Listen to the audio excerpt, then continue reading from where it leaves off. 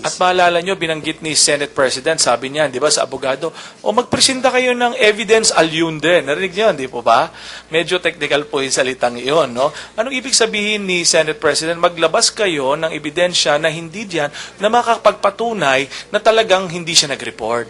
Huwag ninyong kuhanin sa testigong yan. Ang ibig sabihin nun, ano ba yung evidence aliunde? Yun po yung ebidensya na hindi nandyan, ipresenta ninyo. Ganun po. Para mapatunayan nilo kung gusto nyong patunayan. Paano po kung dumating ang panahon na magkaroon ng conflict sa findings ng BIR at sa impeachment trial?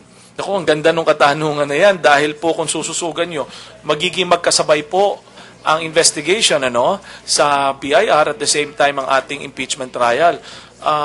Yan po hindi natin may kanya-kanya silang duty. Sa ngayon po ayaw namin sagutin.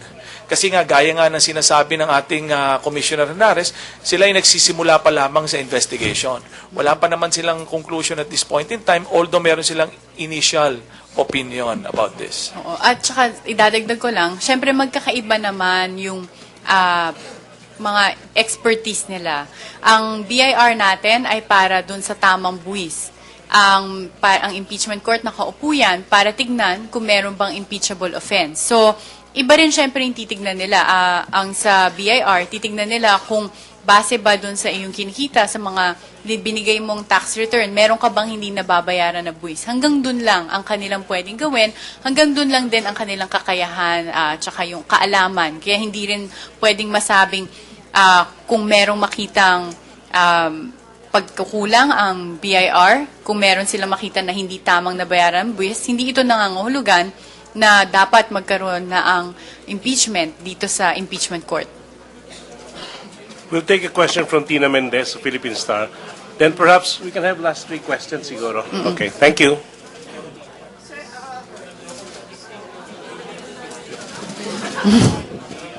Hello. Sir, ano pong indication ng admission ni BIR Commissioner Henares na yung kopya niya ng SALN ay parang nakuha lang niya sa isang interview sa media at pati yata dun sa kung ano lang ang nakuha ng prosecution, dun lang sila nagsimula ng investigation. Magandang katanungan mo, no? Ayon sa batas kasi, pag ikaw ay may kaso, and yung dokumentong iyon is the subject of the inquiry, meaning yun ang sinusuri, and sa tingin natin siguro, in agreement tayo na ang SALN ay sinusuri, according to the rules of evidence, the originals will have to be presented. When the contents thereof are the subject of the inquiry, kailangan ipresenta mo ang original. Hindi namin kine-question kung bakit tinanong ang photocopy o ang mga dokumentong nasuri lamang. Siguro naman gagawin nila ito sa tamang panahon, pero po ang sinasabi natin dito, kung ang sinusuri po ay ang mga dokumento mismo, kailangan ipresenta po ang original. Kay Attorney Jojo Tangkil Salvador pa. Narinig natin itong sa press briefing ng defense team, sabi, it was brought out na yung may investigasyon na nagaganap brought about by the hearing na inamin naman ni Kim Henares, ang ating BIR Commissioner.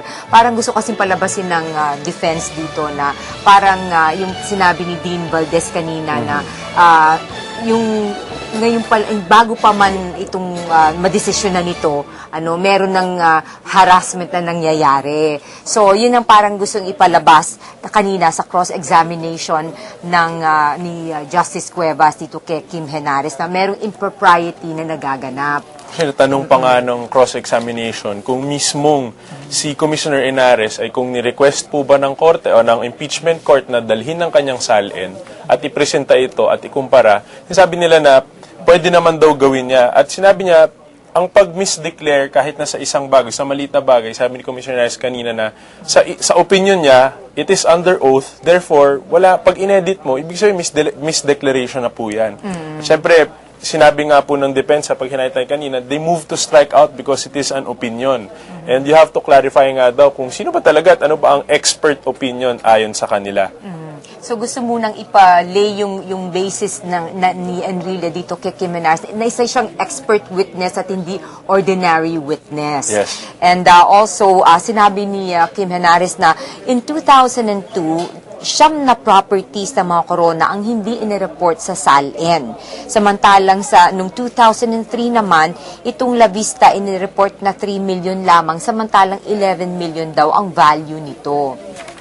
So mapapalabas din na dun sa comparison na ginawa ni Commissioner Inares, tinanong ng redirect, no, na sinabi na, kailan mo ba nakita itong salin ng Chief Justice at bakit nagkaroon ng parang implication na mapasok siya under investigation? Tapos sabi nga nila, nakita ko to sa briefing room pagkatapos daw ipakita sa kanya o ipresenta ng media bago doon sa unang araw na magte-testify si Commissioner Inares. At siguro, ito yung nag-udyok na ayon nga sa kanila, ito yung naging tipping point, Parang starting point. meet siya Oo. para mag-conduct sila ng another investigation. Oo, so- Although inamin nga niya na nagpadala sila ng notice dito sa Chief Justice that iniimbestigahan siya for any tax discrepancy. No? So far, ito yung mga kaganapan. Carl, dito sa mga pangyayaring ito, kasama natin ngayon si Carl sa studio. Carl, ano yung sa tingin mong pumapasok ngayon o opinion na nabubuo sa mga tao base doon sa napresenta ni Commissioner Inares? Una po sa lahat, magandang mapakinggan na ginagawa ng gobyerno ang trabaho niya kahit may impeachment court na nangyayari. Parang maganda yung punto ni Commissioner Inares na ayaw naman nilang mapagsabihan na wala silang ginagawa. May nakita po silang pagkakamali, ginagawa nila ng paraan para mahanap yung katotohanan sa pagkakamali yun, labas sa impeachment court na ito. So magandang malaman na yung mga nakaupo sa gobyerno ngayon, talagang ginagawa nila yung trabaho nila, whether may impeachment man na nagaganap or wala. So, at ngayong may mga nasabi nga si Commissioner Inares kanina, siguro nabubuo sa mga nanonood, no, na may mga discrepancy nga talaga. At nakita naman natin yun even before pa. Maganda lang na on record na sabi na may discrepancy nga nakalagay sa SALN ni Chief Justice. Kung mapapansin at Nikki, di ba sinabi ni Commissioner Inares,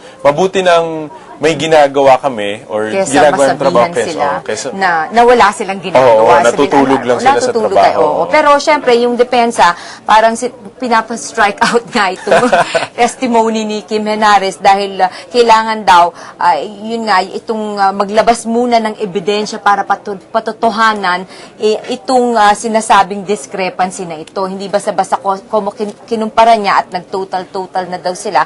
Aba, meron nga discrepancy. Siguro talagang ganyan, no, yung sa legal, dapat may batayan talaga. Tayo kasi mga mamamayan, we see it as it is, Yes. no? So, but anyway, kayo, no, as let's say kayo, you talk a lot with the students, you know. Do they have this also feeling na ilabas nyo na kasi lahat and then tsaka nyo lang pag-usapan yung legalidad? Totoo po yan. Kasi po, lahat naman tayo hindi masyado familiar, halos lahat tayo hindi familiar sa teknikalidad po. Ang gusto lang naman na talaga natin, mapapalabas yung katotohanan sa pamamaraang hindi naman nagva-violate na rights ng ibang tao tulad ni Chief Justice. So, dito po, nakita natin na katotohanan naman talaga yung may discrepancy, whether saan mo man nakita yung SALN, whether online or sino man nagpakita sa iyo, may makikita mo naman talaga na, kunwari, yung acquisition cost, blanco talaga eh. Hindi naman natin may pagkakaila yun. So, alamin natin kung bakit siya blanco, bakit may dahilan ba kung bakit siya blanco, legal ba yung dahilan na yun, etc. Whether it's a technicality or not, whether it's, we have to follow a certain we have to follow a lot of rules to arrive at that conclusion. Baka sa kanila yun. Malinaw naman na may discrepancy talaga eh. Pero kasi sinasabi naman itong defense, no, sa kanilang press briefing that there's a prescriptive period, no, na pwedeng imbestigahan ito. Pag lumampas na yung prescriptive period na yon under, sabi nga nila dito sa Rules on Civil Service, hindi mo na pwedeng galawin yun kasi parang, tapos na yung time na yan under the law, tapos na, sorry na lang. Which is, yung itong namang BR sinasabi, kaya nga namin tinitignan ngayon ano? Oo, yung ganon. But then we still have to follow itong mga legalidad, what is under the law. Kaya nga itong sinasabi nila, sapat na bang ebidensya para magkaroon ng conclusion ang mga senator judges dito sa inilabas nila ngayon, no? We're talking about itong sa Article 2. Kung ikaw, as a regular mamamayan, ano, sa palagay mo ba, sapat na? Sa akin po, opo, kasi po, maganda yung sinabi ni Commissioner Inares kanina. Ginawa niya yung SALN, kung sino man yung gagawa ng SALN, tulad niya na empleyado ng gobyerno, under oath mo yun ginagawa, na sinasabi mong katotohanan yung sinusulat mo sa SALN. Tapos wag po natin kalimutan na sana yung sa Chief Justice, pinakamataas na standard yung i-apply natin. Kasi kung sa ibang mga mahistrado or ibang member ng gobyerno, pinapagalitan na sila kung hindi tama yung nakalagay sa SALN, paano pa kaya sa Chief Justice? So sa tingin ko po, dahil may discrepancy, may mga hindi nakalagay sa SALN, lumampas na sa corrective prescriptive period kung ano man, sa tingin po sapat na nabatayan yun for betrayal of public trust. So nakita na, yun nga, ang sinasabi mo, Carl, no, may standard na sinusundan. At bilang Chief Justice, you must be a person of integrity, of probity. So even the small instances na titignan, no, at siguro kanina rin nung nilist down ni Commissioner Inares yung discrepancies ng SALN tsaka ng income tax return o nakalagay doon sa alpha list, mapapansin nga natin na, di ba, nagkaroon ng investigasyon. Hindi kaya naman siguro ito panggigipit sa end ng ehekutibo sa presidente, ay sa Chief Justice, given that may impeachment ka na, may investigasyon pa nagaganap. Sa tingin ko po, kung katotohanan lang naman po talaga yung hinahanap, whether it's here sa impeachment court or sa BIR, at hindi naman naaapektuhan yung trabaho kunwari ng Chief Justice, sa tingin ko po okay lang, basta malabas yung katotohanan. At sa BIR naman, malamang sa malamang, mabibigyan din yung Chief Justice ng pagkakataon para madepensahan yung sarili niya.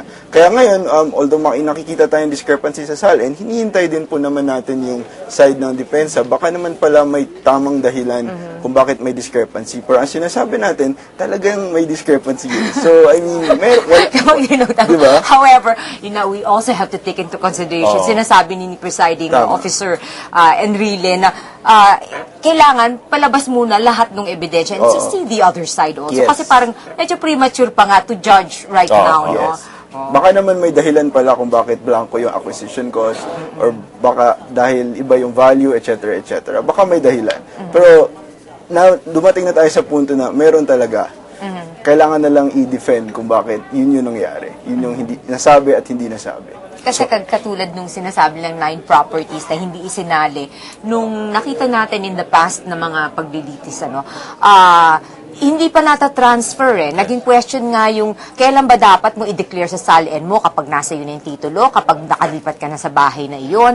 Wala pa, hindi pa, hanggang ngayon, hindi pa yun na-establish kailan ba. So siguro, hintayin muna natin kailan ba talaga para masabi mo, kaya pala hindi niya in-include o kaya, talagang hindi niya include, mali. No? Nakikita po natin din po na marami pang rules na hindi pa masyadong malinaw kahit for lawyers, parang nagtatalo pa rin sila. So baka magandang makapulot dito ng aral na sa susunod ayusin nga natin kung ano ba talaga yung kailangan i-declare para malinaw, para kahit simpleng empleyado makita yung SALN, simpleng mamamayan makita yung SALN nung congressman niya or nung governor niya, malaman na ay may pagkakamali. Hindi na siya maghahanap pa ng lawyer or something para lang maintindihan yung SALN. Saka yung mga regular government employees, they also file their SALN. Lahat, Para staff ka man ng kongresista or sa ehekutibo ka kahit saan. Lahat po, basta nasa civil service ka, automatic kailangan mo mag-apply. So sana po yung SALN na yun, baka ma-improve natin yung format or kung paano siya nakasulat para mas madaling maintindihan ng sino man para hindi na tayo nagtataloy kung sino kung market value ba talaga, kung assessed value, zonal, yung mga ganun. Pero meron kasi kagaya niyan, yung mga regular employees, they file their SALN. Kapag hindi naman nagbabago yung mga na-acquire